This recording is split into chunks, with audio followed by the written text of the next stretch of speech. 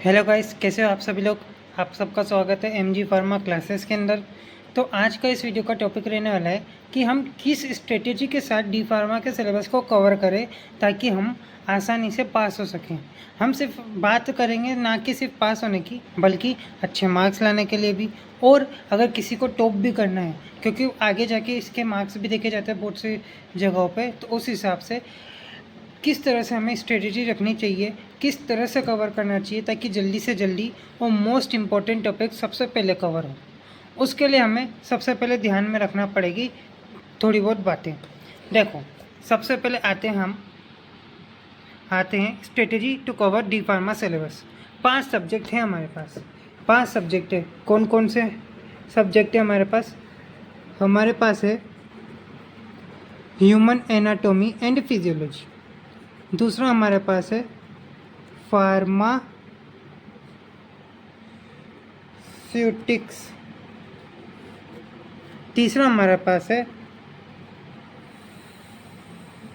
Pharmaceutical chemistry. चौथा हमारे पास है फार्माकोनोसी।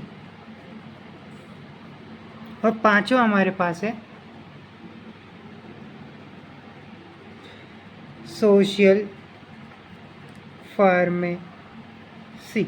अब देखो क्या होता है, हमें टोटल 100 मार्क्स होते हैं, जिसमें से 40 मार्क्स लाने होते हैं। अब ये 100 मार्क्स का जो होता है, इन 100 मार्क्स में से 20 मार्क्स तो जो है वो होते हैं कॉलेज वालों के ऊपर, और बाकी बचे 80 मार्क्स 80 मार्क्स जो है वो हम एग्ज़ाम के थ्रू हम ऑब्टेन कर सकते हैं। हम कितने अच्छे से एग्ज़ाम देते हैं उसके ऊपर डिपेंड करते हैं। ये चीज़ अपने हाथ में नहीं है, ये चीज़ अपने हाथ में। इन दोनों को मिला के हमें 40 मार्क्स लाने होंगे। अब जो 20 मार्क्स जो कॉलेज वाले देंगे, उनमें से अगर हम मिनिमम से मिनिमम वर्स्ट केस भी मान लें तो कम से कम 15 मार्क्स तो वो देंगे इसी। अब अगर 15 मार्क्स तो कॉलेज वाले देंगे, तो हमें 40 मार्क्स लाने के लिए कितने और चाहिए रहेंगे?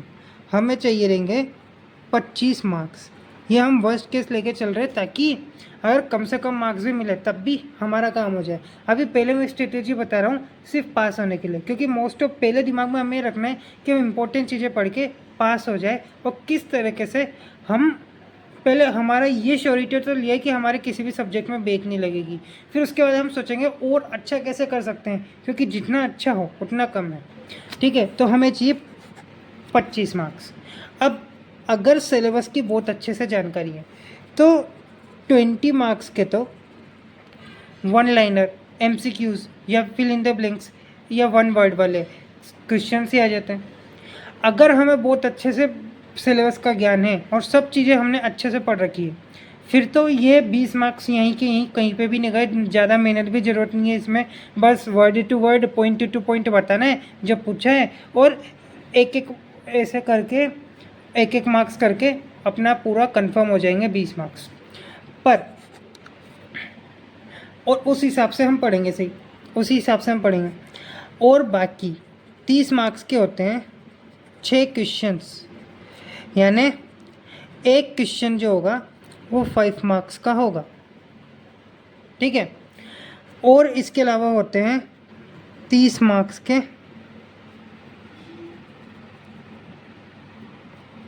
30 मार्क्स के होते हैं 10 क्वेश्चन।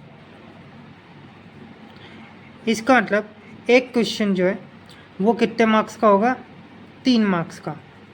अब देखो, हमें तैयारी अच्छे से करनी है, और कुछ स्पेसिफिक टॉपिक्स, ये बात तुमने भी सुनी होगी कि 80-20 प्रिंसिपल होता है, यानी 80% पार्ट सिलेबस के 20% हिस्से से आता है, और हमें वही 20% हिस्सा पकड़ना है, जिससे कि हम ज़्यादा से ज़्यादा मार्क्स स्कोर कर पाएँ। और उसके लिए स्मार्ट स्ट्रेटेजी लगानी पड़ेगी। हर बार प्रीवियस ईयर क्वेश्चन पेपर्स देखने पड़ेंगे जहाँ से सबसे ज़्यादा क्वेश्चंस बनते हैं, और उसी के लिए हम ये देखेंगे कौन कौन से इंपॉर्टेंट टॉपिक्स है, कौन कौन से इंपॉर्टेंट चैप्टर्स है जहाँ से पढ़ने पर शॉर्ट क्वेश्चन आएंगे ही सही, और उनको हमें सबसे पहले तैयार करना है। अगर हमने ये काम कर लिया तो ये बात पक्की हो जाएगी कि 25 मार्क्स कहीं नहीं गए। अगर 25 मार्क्स पूरे आ गए और 15 मार्क्स तो कम से कम देंगे ही सही, तो हो गए 40, यानी पास तो सब हो जाएंगे। उसके बाद हमें ये देखना है कि हम आगे और अच्छा कैसे कर सकते हैं।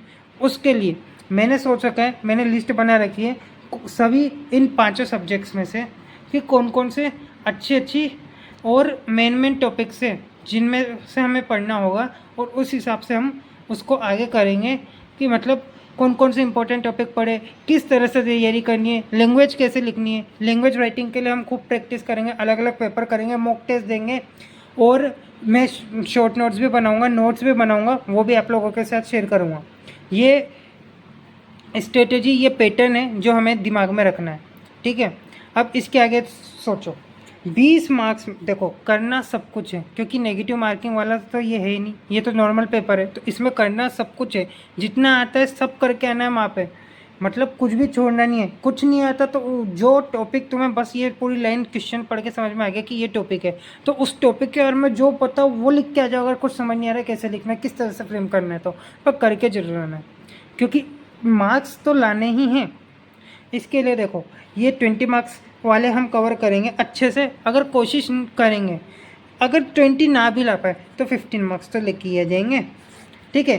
3 मार्क्स वाले 5-5 के हैं, अगर हम बहुत लिखे अच्छे से कुछ टॉपिक्स को करके रखेंगे तो मतलब स्पेसिफिक टॉपिक्स शॉर्ट मतलब जो आने ही आने हैं, जो हर साल आते हैं, वो वाले टॉपिक्स करके रखेंगे, तो 6 क्वेश्चन में से नहीं भी करके तो कम से कम 3 क्वेश्चन तो आएंगे, 3 क्वेश्चन आएंगे, और हमें बहुत अच्छे से याद है 15 मार्क्स यहाँ से 15-15 30 तो हो ही गए। हमें चाहिए कितने थे 25-30 तो हो ही गए, और हम और ज़्यादा करेंगे तो इधर से भी आएंगे ना, जो 3-3 मार्क्स वाले क्वेश्चन है, ये भी अगर हम करें, अगर 10 क्वेश्चन है, कम से कम नहीं भी तो 6 क्वेश्चन तो आएंगे इसी, 6 क्वेश्चन तो आएंगे इसी, जो हम करेंगे प्रैक्टिस अलग अलग स्पेसिफिक टॉपिक्स जो हर साल आते हैं उनमें से 6 क्वेश्चन आएंगे। 6 क्वेश्चन आएंगे यानी 18 मार्क्स तो यहाँ से भी हो गए, तो ये हो गए 15 30 और 18 48 मार्क्स हो गए टोटल। हमें चाहिए कितने 40, जिसमें से 48 तो हम खुद के बेसिस पे आ जाएंगे, और कम से न कम अगर देखें तो 15 मार्क्स तो कॉलेज वाले देंगे ही सही। अगर 15 मार्क्स कॉलेज वाले देंगे ही सही तो 48 और 10 कर लो, कितने हो गए 58 और 5 कर लो तो 63 मार्क्स तो हो ही गए, ठीक है। तो इतने तो हम ला ही सकते हैं आराम से, उसी के हिसाब से हमें प्रैक्टिस करनी है। अब देखो ये जो दिए होते हैं 6 क्वेश्चन, ये 6 नहीं 7 क्वेश्चन दिए होते हैं, 7 क्वेश्चन देंगे, उनमें से कोई 6 क्वेश्चन हमें करने होंगे, एक हम कोई सा भी छोड़ सकते हैं, तो जो नहीं आता वो छोड़ देंगे, जो आते हैं वो कर लेंगे, सीधी बात है। हर बार ऐसे ही ये जो 30 मार्क्स के आएंगे, एक क्वेश्चन 3 मार्क्स वाला, इसमें भी 10 ना आके 11 आते हैं, और कोई से भी 10 हमें करने होंगे, ठीक है। इस तरह से ये पूरा रहता है, ठीक है। तो समझ में आ गया। अब इसमें स्पेसिफिक टॉपिक्स होते हैं, उनको हमें पढ़ना है जो सबसे ज़्यादा ज़रूरी होते हैं। जैसे कि अब अपन चालू करते हैं, सबसे पहले मान लो अगर फार्मास्यूटिक्स को अपन देखते हैं, फार्मास्यूटिक्स के अंदर ये तो अपना सिलेबस दे रखा है पूरा, पर मैं तुम्हें कंटेंट से बताऊंगा। ये रहा सबसे पहला चैप्टर, जिसको अपन हिस्ट्री ऑफ फार्मेसी भी कहते हैं, फार्मेसी प्रोफेशन। इसमें अगर अपन देखें तो हिस्ट्री में अपने को ज़्यादा नहीं पढ़ना है, मेन अपने को चालू करना है इंडियन फार्माकोपोइया, ब्रिटिश फार्माकोपोइया, यूनाइटेड स्टेट्स फार्माकोपोइया, और इसके अलावा एक्स्ट्रा फार्माकोपोइया। ये चीज़ कर ली, और थोड़ा बहुत हम ऊपर से पॉइंट देख लेंगे फार्माकोपोइया के साइलेंट फीचर्स को, तो मेरे हिसाब से सबसे ज़्यादा क्वेश्चन आने के चांसेस इस चैप्टर में से यहीं से होता है। फिर पैकेजिंग मटेरियल्स देखेंगे, तो पैकेजिंग मटेरियल्स के अंदर तो देखो इंट्रोडक्शन अपन छोड़ देंगे, पर सिलेक्शन क्राइटेरिया कि पैकेजिंग मटेरियल को क्या सोच के लिया जाता है, उसकी क्या क्या एडवांटेजेस हो सकते हैं, कौन सा मटेरियल ले रहे हैं और कौन से डिसएडवांटेजेस हो सकते हैं, ये सब में याद रखना है। सब पढ़ना पड़ेगा इसमें, तो ग्लास भी पढ़ना है, प्लास्टिक भी पढ़ना है, मेटल भी पढ़ना है, रबर भी पढ़ना है, सब पढ़ना है। फिर आता है अपन, अब देखो इसमें मैंने चूज़ करा है इम्पोर्टेंट चैप्टर्स को, ठीक है। तो ये वाला चैप्टर इंपॉर्टेंट है, ये वाला चैप्टर इंपॉर्टेंट है, इसको अपन छोड़ सकते हैं, छोड़ेंगे तो कुछ भी नहीं देखो, पर पहले इंपॉर्टेंट को कवर करेंगे, उस हिसाब से देख रहे हैं। फिर आता है ये यूनिट ऑपरेशन। यूनिट ऑपरेशन में भी देखो सिलेक्टेड टॉपिक्स, तो साइज रिडक्शन जिसमें हैमर मिल, बॉल मिल, बॉल मिल बहुत ज़्यादा ज़रूरतमंद, मतलब बहुत ज़्यादा इंपॉर्टेंट है। फिर साइज सेपरेशन वाला देखते हैं, इसमें हमें क्लासिफिकेशन देखते हैं किस तरह से होता है अकॉर्डिंग टू आईपी इंडियन फार्माकोपोइया के हिसाब से। हम सीव्स देखेंगे, अलग अलग टाइप के सीव्स। फिर स्टैंडर्ड क्या है सीव्स का अगर हम देखें, फिर मिक्सिंग में अपन देखेंगे डबल कोन ब्लेंडर, फिल्ट्रेशन में अपन देखेंगे थ्योरी ऑफ फिल्ट्रेशन और सिंटर्ड ग्लास फिल्टर। इसके अलावा ड्राइंग में अपन देखेंगे fluidised bed dryer, freeze drawing, ठीक है, और एक्सट्रैक्शन में ये सब देखेंगे। इसमें भी परकोलेशन और, ठीक है ना, परकोलेशन और इससे रिलेटेड टॉपिक्स जो होते हैं वो ज़्यादा इंपॉर्टेंट होते हैं। फिर आती है फार्मास्यूटिकल फॉर्मुलेशंस, इसमें हम टेबलेट देखेंगे, कैप्सूल देखेंगे, लिक्विड फॉर्मेशंस देखेंगे। इसमें भी सबसे मेन होता है सिरप, एक्साइलर, इमल्शंस, सस्पेंशंस, ठीक है। इसके अलावा इस पूरे में से और ज़्यादा इंपॉर्टेंट बस स्टेरल फॉर्मुलेशन में इंजेक्टेबल्स हैं। ये बाकी ये भी चैप्टर तो है, पर हमने क्या सोचा है, हम पहले इम्पोर्टेंट पढ़ेंगे, तो उस हिसाब से ये वाले जो हैं, ये वाले जो भी मैंने बताए हैं सारे डॉक्यूमेंट जिन पर टिक लग रहे हैं, सारे चैप्टर्स के जो टॉपिक्स, ये हमें करने हैं फार्मास्यूटिक्स के अंदर। ये तो फार्मास्यूटिक्स की बात होगी। अब हम देखते हैं ह्यूमन एनाटॉमी एंड फिजियोलॉजी। इसके अंदर जैसा कि मैंने बताया इम्पोर्टेंट चैप्टर कौन कौन से हैं। स्ट्रक्चर ऑफ सेल जो कि बेस बनाता है, टिश्यूज़, स्ट्रक्चर ऑफ सेल और टिश्यूज़ ये मिलके बेस बनाते हैं। फिर इसके बाद सीधे आ जाओ, देखो ओसेस सिस्टम में हमें अलग अलग हड्डी पढ़नी पड़ेगी, थोड़ा मुश्किल भी होता है और लो स्कोरिंग है। उसके कंपैरिजन में ये देखो कार्डियोवैस्कुलर सिस्टम ये पूरा पढ़ लेंगे, रेस्पिरेटरी सिस्टम ये पूरा पढ़ लेंगे, डाइजेस्टिव सिस्टम ये पूरा पढ़ लेंगे, स्केलेटल मसल्स जितनी भी मसल्स है उनके बारे में पढ़ लेंगे, छोटा सा टॉपिक है मसल्स वाला तो। फिर नर्वस सिस्टम ये सबसे बड़ा और मेरे हिसाब से थोड़ा मेरे को कॉम्प्लेक्स भी लगता है, तो उस हिसाब से कॉम्प्लेक्स चैप्टर हो सकता है। इसके अलावा यूरिनरी सिस्टम हो जाएगा और एंडोक्राइन सिस्टम हो जाएगा। इसके अंदर हमें ये कर लेना, तो ये ह्यूमन एनाटॉमी और फिजियोलॉजी की जान है, मतलब इनमें से सबसे ज़्यादा क्वेश्चंस आते हैं हर साल। अब इसके बाद देखते हैं, ठीक है ना, अब इसके बाद इसी तरीके से इनके अंदर भी हम बताएंगे किस तरीके से करना है। और अब सुनो मेरी बात, अनाउंसमेंट की बात ये कि आज जब मैं वीडियो डालूँगा तब डेट है 17 जुलाई, ठीक है।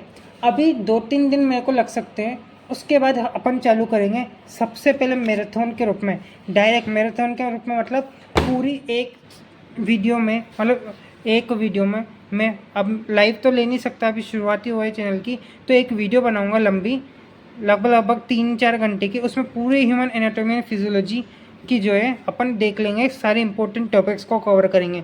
फिर ऐसे ही अपन फार्मास्यूटिक्स के बारे में करेंगे, फिर ऐसे ही फार्माकोग्नोसी के बारे में करेंगे, फिर ऐसे फार्मास्यूटिकल केमिस्ट्री के बारे में करेंगे, ऐसे ही सोशल फार्मेसी के बारे में करेंगे। और इस तरह से अपना इंपॉर्टेंट टॉपिक के रूप में सारा सिलेबस कवर हो जाएगा। इसके बाद अपन शॉर्ट नोट्स बनाएंगे और वो समझेंगे। उससे क्या होगा कि पहले अपन ने इंपॉर्टेंट टॉपिक कर लिया, पास होने की टेंशन ख़त्म। अब शॉर्ट नोट्स जो मैं बनाऊंगा वो कुछ इस तरफ से कराऊंगा कि मैं वीडियो जो बनाऊंगा उसमें तो तुम्हें समझाऊंगा, पर एक बार समझने के बाद जब तुम खुद से वो शॉर्ट नोट्स पढ़ोगे उनके PDF भी मैं तुम्हें प्रोवाइड करवा दूंगा।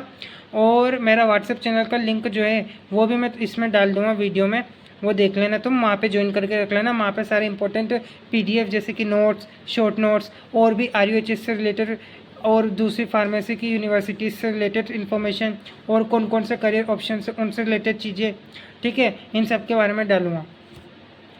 तो इस तरीके से हम कवर करेंगे पूरे उसको। मैंने स्ट्रेटेजी बताई है, किस पैटर्न के साथ, किस माइंडसेट के साथ हमें एग्ज़ाम देना रहेगा वो बता दिया है। अब इसी को फॉलो करते हुए हमें आगे बढ़ना है। और बाकी तो बस फिर तो अब जब अगली वीडियो आएगी देख लेना मैं किस तरह से पढ़ाता हूँ, ठीक है।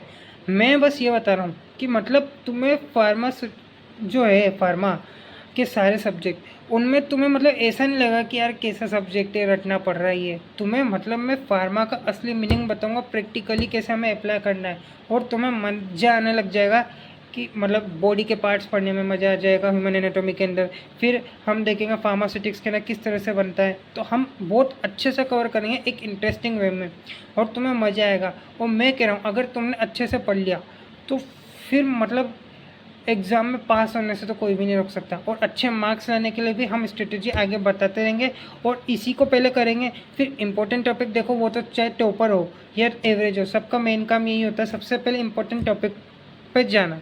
क्योंकि ये जैसा मैंने बताया 80-20 प्रिंसिपल फॉलो होता है हर जगह पे, कि 20% सिलेबस से ही 80% क्वेश्चंस आते हैं, और ये बहुत ज़्यादा इंपॉर्टेंट है तुम्हारे लिए समझना। जब कम वक्त बचा हो तो स्मार्ट स्टडी के साथ हम इसी तरीके से सिलेबस को कवर करना चाहिए, ठीक है।